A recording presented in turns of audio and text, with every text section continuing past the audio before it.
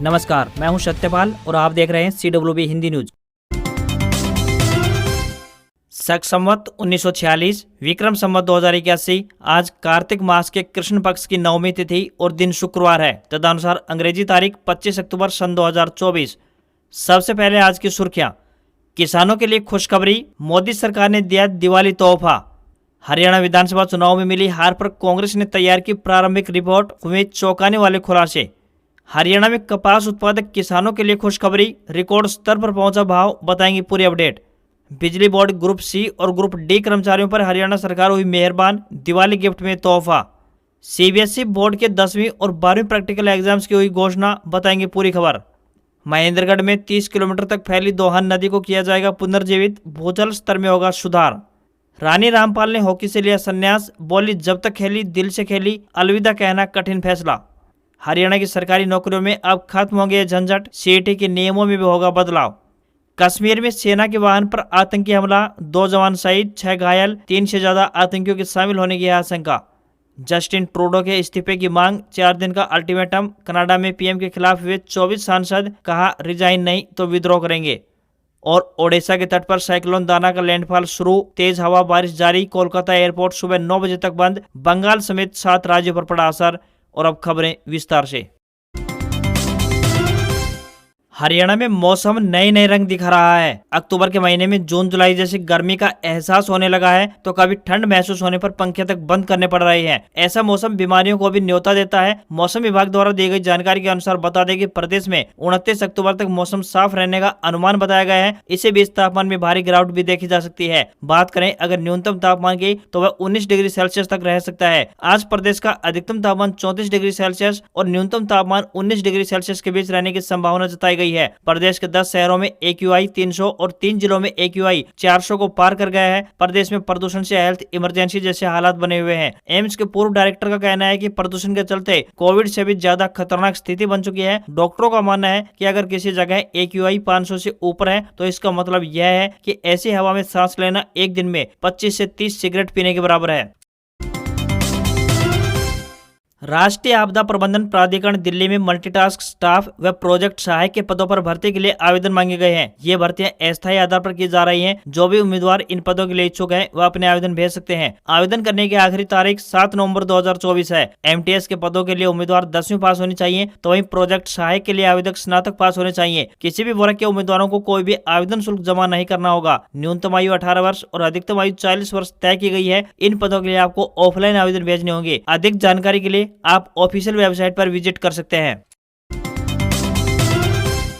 Union bank of India ने देश भर के विभिन्न राज्यों में लोकल बैंक ऑफिसर के पदों पर भर्ती निकाली है। उम्मीदवार ऑफिशियल वेबसाइट unionbankofindia.co.in पर जाकर आवेदन कर सकते हैं। एजुकेशन क्वालिफिकेशन की बात करें तो किसी भी मान्यता प्राप्त विश्वविद्यालय संस्थान से किसी भी स्ट्रीम में ग्रेजुएशन की डिग्री होनी चाहिए। न्यूनतम 20 वर्ष आयु तो अधिकतम 30 वर्ष आयु निर्धारित की गई है। आरक्षित श्रेणी से आने वाले उम्मीदवारों को ऊपरी आयु में नियमानुसार छूट दी जाएगी, तो वहीं उम्र की गिनती 1 अक्टूबर 2024 को ध्यान में रखकर की जाएगी। सिलेक्शन प्रोसेस की बात करें तो ऑनलाइन एग्जाम या फिर ग्रुप डिस्कशन या फिर स्क्रीनिंग टेस्ट या पर्सनल इंटरव्यू के आधार पर किया जाएगा। सैलरी 48,480 रुपए से लेकर 85,920 रुपए प्रति माह मिलेगी। टोटल 155 प्रश्न पूछे जाएंगे। ये प्रश्न इंग्लिश और हिंदी मीडियम में होंगे। इसके लिए 200 अंक तय किए गए हैं। हरियाणा में कपास उत्पादक किसानों में खुशी की लहर छाई हुई है। नरमे की अच्छी क्वालिटी व डिमांड के चलते इस बार भाव आसमान छू रहे हैं। इस साल 8,150 रुपए प्रति क्विंटल से ज्यादा का भाव नरमा कपास की बिक्री हो रही है, जो कि पिछले साल की अपेक्षा 2,000 रुपए प्रति क्विंटल ज्यादा है। भाव ऊंचा मिलने पर नरमा किसान उत्पादों में खुशी की लहर है। बता दें कि इस बार फतेहाबाद में नरमा उत्पादक किसानों को प्रति एकड़ 18 से 20 मन का उत्पादन भी मिल रहा है। पिछले करीब 10 सालों में ऐसा पहली बार हो रहा है कि यहाँ नरमे की उच्च गुणवत्ता युक्त पैदावार मिल रही है। पिछले कुछ सालों की बात करें तो कभी गुलाबी सुंडी तो कभी सफेद मक्खी और कभी बेमौसमी बीमारियों की वजह से नरमे की फसल प्रभावित होती रही है, जिन कारणों से न केवल उत्पादन घट रहा था बल्कि क्वालिटी में भी कमी आ रही थी, जिसके चलते किसानों को नरमा फसल की अच्छे भाव भी नहीं मिल पा रहे थे। लेकिन अब कई सालों बाद नरमे की अच्छी क्वालिटी आई है तो इसका भाव 8,150 रुपए प्रति क्विंटल तक पहुंच गया है। अब की बार की दिवाली दक्षिण हरियाणा बिजली वितरण निगम यानी DHBVN के कर्मचारियों के लिए खास होने वाली है, क्योंकि विभाग द्वारा C और ग्रुप D के सभी कर्मचारियों को 2000 रुपए की राशि के टोकन गिफ्ट देने का फैसला लिया गया है। इस बारे में आधिकारिक पत्र भी जारी कर दिया गया है। इस दायरे में निगम के सभी C और ग्रुप D श्रेणी के रेगुलर और अनुबंधित HKRNL के माध्यम से लगे हुए कर्मचारी, contract base, part time, DC rate के सभी ऑन रोल कर्मचारियों को शामिल किया गया है। जारी किए गए सर्कुलर के अनुसार बता दें कि वह कर्मचारी जो 1 अक्टूबर 2024 तक विभाग के अंतर्गत काम कर रहे हैं, उनके बैंक खातों में इस राशि को भेजा जाएगा। हरियाणा विधानसभा चुनाव में मिली अप्रत्याशित हार से कांग्रेस पार्टी में आरोप प्रत्यारोप का सिलसिला शुरू हो गया है। दो धड़ों में बटी नजर आई कांग्रेस पार्टी में हार के कारणों का पता लगाने के लिए फैक्ट फाइंडिंग कमेटी का गठन किया गया है। सूत्रों से मिली जानकारी के अनुसार बता दें कि कमेटी द्वारा हार के लिए हुड्डा और कुमारी सैलजा दोनों ही गुटों को जिम्मेदार ठहराया गया है। संगठन की कमी भी हार का एक कारण रही है। हालांकि ऐसी जानकारियां भी सामने आई है कि कमेटी द्वारा फाइनल रिपोर्ट तैयार नहीं की गई है। इससे पहले प्रदेश के दिग्गज नेताओं के साथ कमेटी बैठक भी करेगी। राहुल गांधी द्वारा हरियाणा कांग्रेस के दिग्गज नेताओं को हार का जिम्मेदार ठहरा चुके हैं। सबकी दलीलें सुनने के बाद कमेटी ने निष्कर्ष निकाला है कि इन चुनाव में गुटबाजी भी हावी रही है। इसके अलावा 10 सालों से प्रदेश में संगठन की कमी भी पार्टी की हार का कारण बनी है। पूर्व मुख्यमंत्री भूपेंद्र सिंह हुड्डा और कुमारी सैलजा खेमा दोनों चुनाव के दौरान अलग अलग नजर आए, उनमें कहीं भी एकजुटता नहीं दिखी और ये भी एक हार का कारण बना। धान उत्पादक किसानों के लिए एक अच्छी खबर सामने आई है। त्योहारी सीजन पर केंद्र की मोदी सरकार ने किसानों को बड़ी सौगात दी है। सरकार ने उषना और भूरा चावल के निर्यात को लेकर किसानों को बड़ी राहत प्रदान की है। केंद्र सरकार ने एक बड़ा फैसला लेते हुए उषना और ब्राउन चावल तथा धान के निर्यात टैक्स को शून्य कर दिया है, यानी अब इस चावल पर कोई टैक्स नहीं लगेगा। इससे पहले उषना चावल के निर्यात पर 10% टैक्स लगता था। पिछले महीने ही टैक्स को 20% से घटाकर 10% कर दिया गया था। इसके बाद 23 अक्टूबर को केंद्र सरकार ने बड़ा फैसला लेते हुए इसे शून्य कर दिया है। जारी अधिसूचना के मुताबिक उषना चावल, भूरा चावल यानी ब्राउन राइस और धान पर निर्यात शुल्क 10% से घटाकर शून्य कर दिया गया है और यह छूट 23 अक्टूबर से प्रभावी हो गई है। बता दें कि केंद्र सरकार ने इसी साल अक्टूबर महीने में गैर बासमती सफेद चावल को निर्यात शुल्क से छूट प्रदान की थी। केंद्रीय माध्यमिक शिक्षा बोर्ड यानी CBSE द्वारा 10वीं और 12वीं के बोर्ड परीक्षाओं की प्रैक्टिकल एग्जाम्स की घोषणा कर दी गई है। इस विषय में बोर्ड द्वारा आधिकारिक नोटिस जारी कर दिया है। इसके अनुसार परीक्षार्थियों की प्रैक्टिकल परीक्षाएं और इंटरनल असेसमेंट 1 जनवरी 2025 से आयोजित होंगे। वहीं थ्योरी एग्जाम्स 15 फरवरी 2025 से शुरू होंगे। वहीं CBSE बोर्ड द्वारा पेपर के नंबरों की सब्जेक्ट वाइज डिटेल साझा कर दी गई है। बोर्ड द्वारा जारी किया गया सर्कुलर cbse.gov.in पर जाकर देखा जा सकता है। बता दें कि शीतकालीन सत्र वाले स्कूलों में प्रैक्टिकल एग्जाम्स 5 नवंबर से शुरू होंगे और 5 दिसंबर 2024 तक चलेंगे। बात करें अगर बोर्ड एग्जाम्स की डेट शीट की, तो दिसंबर के महीने में टाइम टेबल को जारी किया जा सकता है। साल 2025 में आयोजित होने वाली बोर्ड की 10वीं और 12वीं की परीक्षाओं में देश विदेश के 8000 स्कूलों के लगभग 44 लाख अभ्यर्थी शामिल होंगे। आगामी परीक्षाओं को देखते हुए बोर्ड द्वारा सैंपल पेपर भी जारी कर दिए गए हैं। इच्छुक छात्र cbseacademic.nic.in से इन्हें डाउनलोड कर सकते हैं।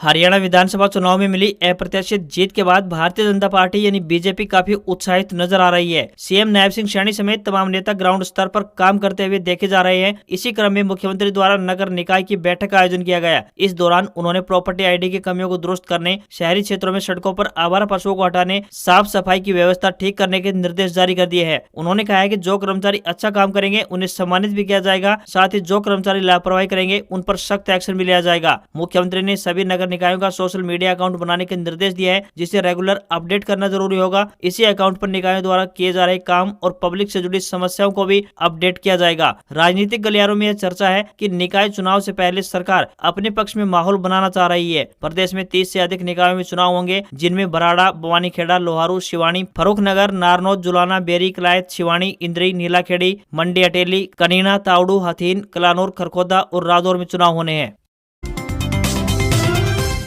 हरियाणा कर्मचारी चयन आयोग यानी HSSA की तरफ से ग्रुप C और ग्रुप D के लगभग 24,000 पदों का परिणाम जारी कर दिया गया है। राज्य में तृतीय और चतुर्थ श्रेणी के 24,000 पदों का रिजल्ट घोषित किए जाने के बाद अब आयोग एक बार फिर से दिसंबर तक CET परीक्षा आयोजित करवाने की तैयारी में जुट चुका है। CET के आयोजन से पहले पॉलिसी में बदलाव कर सामाजिक आर्थिक आधार के अंक समाप्त किए जाएंगे। इसके अतिरिक्त मुख्य परीक्षा के लिए पदों की तुलना में 4 गुना अभ्यर्थियों को बुलाने की अपेक्षा अब 7 गुना अभ्यर्थियों को मौका देने का विचार चल रहा है। मुख्यमंत्री नायब सिंह सैनी जल्द ही आयोग के अधिकारियों की बैठक बुलाने वाले हैं, जिसमें भर्ती के नियमों में बदलाव पर मुहर लग सकती है। राज्य सरकार की योजना हर साल CET कराने की है, ताकि 12वीं पास कर चुके सभी युवा भर्ती प्रक्रिया में शामिल हो पाएं।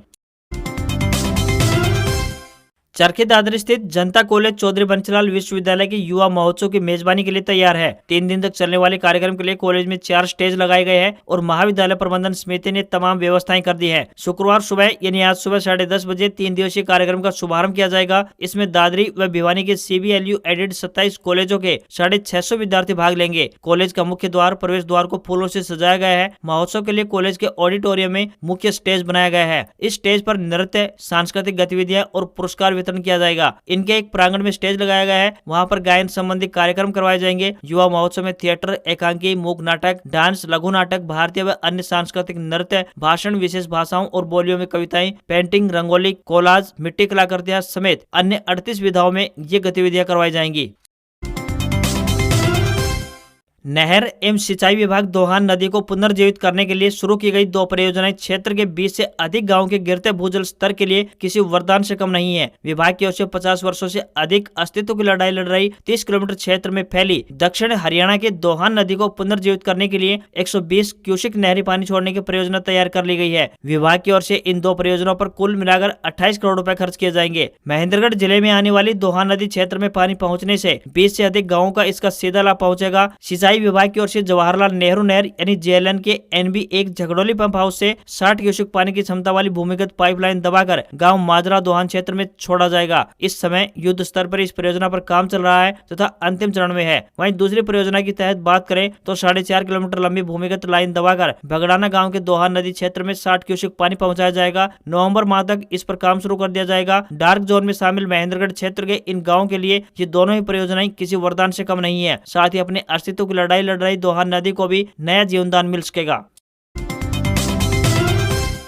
धर्मनगरी कुरुक्षेत्र में हर वर्ष की भांति इस बार भी अंतर्राष्ट्रीय गीता महोत्सव को भव्य रूप से मनाया जाएगा। 28 नवंबर से 15 दिसंबर तक अंतर्राष्ट्रीय गीता महोत्सव का आयोजन किया जाएगा। 2016 से हरियाणा सरकार ने गीता महोत्सव को अंतर्राष्ट्रीय स्तर पर मनाने की शुरुआत की है। तब से हरियाणा का नाम देश विदेश में विख्यात हुआ है। हर वर्ष किसी न किसी देश में अंतर्राष्ट्रीय गीता महोत्सव का आयोजन किया जाता है। CM नायब सिंह सैनी ने अपने निवास स्थान संत कबीर कुटीर में अंतर्राष्ट्रीय गीता महोत्सव की तैयारियों के संबंध में समीक्षा बैठक की और निर्देश दिए। इस वर्ष अंतर्राष्ट्रीय गीता महोत्सव में अफ्रीकी देश तंजानिया को पार्टनर देश तथा ओडिशा को पार्टनर राज्य बनाया जाएगा। बैठक में CM को अवगत कराया गया है कि इस वर्ष गीता जयंती का महापर्व 11 दिसंबर को होगा, तो वही महोत्सव के मुख्य कार्यक्रम 5 से लेकर 11 दिसंबर तक आयोजित किए जाएंगे।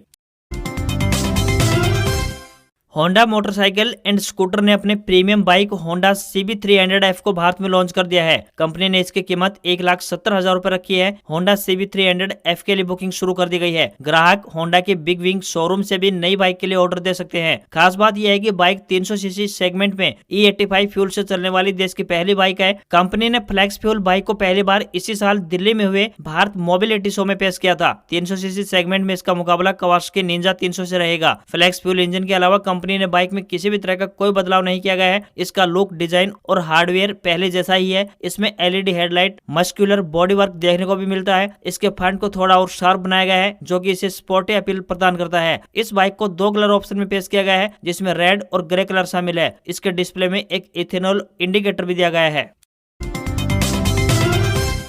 भारतीय शेयर बाजार में लगातार चौथे दिन गिरावट देखने को मिली है। सेंसेक्स 16 अंक की गिरावट के साथ 80,065 के स्तर पर क्लोज हुआ, तो वहीं निफ्टी में भी करीब 36 अंकों की गिरावट देखने को मिली और ये 24,399 के स्तर पर क्लोज हुआ। बैंकिंग और ऑटो शेयर्स में बढ़त रही है, वहीं FMCG और IT सेक्टर्स में गिरावट देखने को मिली है। सोना और चांदी के दाम में गिरावट है। 10 ग्राम 24 कैरेट सोने का भाव 531 रुपए गिरकर 78,161 रुपए पर आ गया है। वहीं चांदी की कीमत में भी 1442 रुपए की गिरावट देखने को मिल रही है और ये 97,420 रुपए प्रति किलो के भाव पर आ गई। दिल्ली में 10 ग्राम 22 कैरेट सोने की कीमत 73,000 रुपए और 10 ग्राम के ही 24 कैरेट सोने की कीमत 79,620 रुपए है। आज खबरों में इतना ही। देखते रहिए आपका अपना हरियाणा का सबसे बेहतरीन news channel CWB Hindi news. नमस्कार। इसी आशा के साथ आपका दिन शुभ रहे।